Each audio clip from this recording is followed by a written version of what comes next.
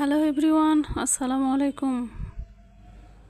আশা করি তোমরা সবাই ভালো আছো। আমিও আল্লাহর রহমতে তো ভালো আছি। আজকে আমি এটা হচ্ছে কোমর বড়ি দিয়ে আর মাছের ডিম দিয়ে, জাপানির মাছ, এটা মাছের ডিম দিয়ে হচ্ছে ঝোল করব।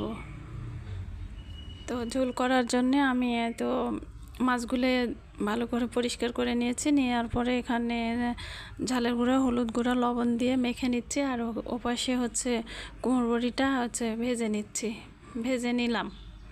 নেওয়ার পরে যে মাছটা ভেজে নেব, নেওয়ার পরে ঝোল করব। আর হচ্ছে ওই যে পাশে ভাত উঠায় দিয়েছি রাইস কুকারে, ভাতও আমার রান্না হয়ে গেছে। তো তোমরা সবাই আমার সাথে থাকো আর দেখতে থাকো।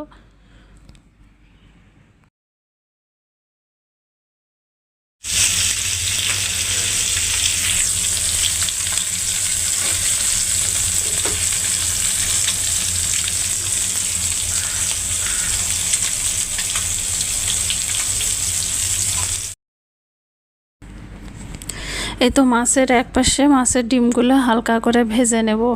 তো ভেজে নেওয়ার জন্যে ওটাও মাছের ডিমগুলো তো ঝালের গুঁড়া আর হচ্ছে কি বলে ওটা, হলুদ গুঁড়া আর লবণ দিয়ে মেখে নিয়েছি। নেওয়ার পরে ভাজতেছি। এই তো ভাত আমি আগে উঠিয়ে দিয়েছিলাম, এই জন্যে ভাত রান্না হয়ে গেছে। এখন শুধু তরকারিটা হলে আমার রান্না শেষ। আজকে ভাত আর এক তরকারি, আর সকালের তরকারি আছে, দুটো দিয়ে হয়ে যাবে আমাদের দুপুরের খাবার।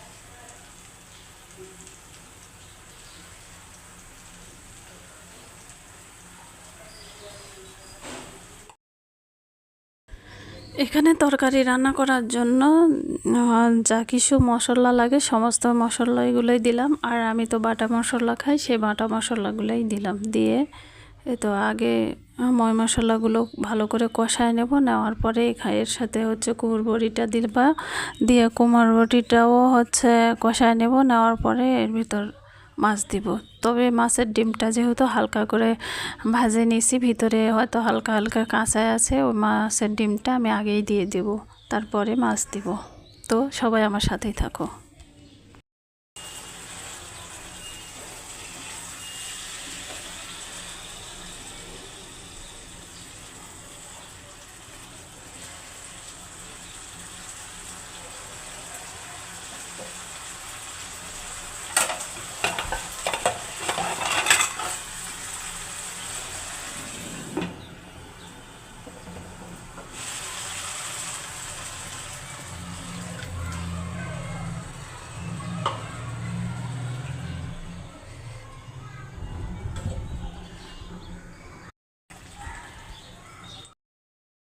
এখন এখানে সুন্দর করে মাছের ডিম আর হচ্ছে কুমড়ো বড়ি কষায় নেওয়ার পরে এর ভিতর মাছগুলো, ভাজা মাছগুলো দিয়ে দেব।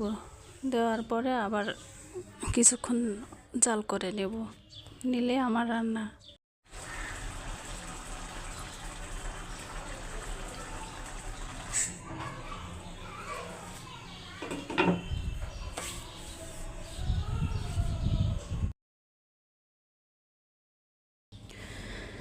এই তো তরকারি তো মোটামুটি দেখতে সুন্দর লাগতেছে, খেতেও নিশ্চয় অনেক স্বাদ হবে। তো আমি আমার আম্মু এখন খেতে বসবো, যেহেতু আমি আর আমার আম্মুই আছি, আমার স্বামী বাহিরে আছে। এখন দুপুরবেলা আমরা দুজনে খাবো। তো আজকে এই পর্যন্তই, সবাই ভালো থাকো। আর আমি আবারও আসতেছি নেক্সট ভিডিও নিয়ে। ততক্ষণ সবাই ভালো থাকো, আমার জন্য দোয়া করো। আজকে পর্যন্তই, আল্লাহ হাফেজ।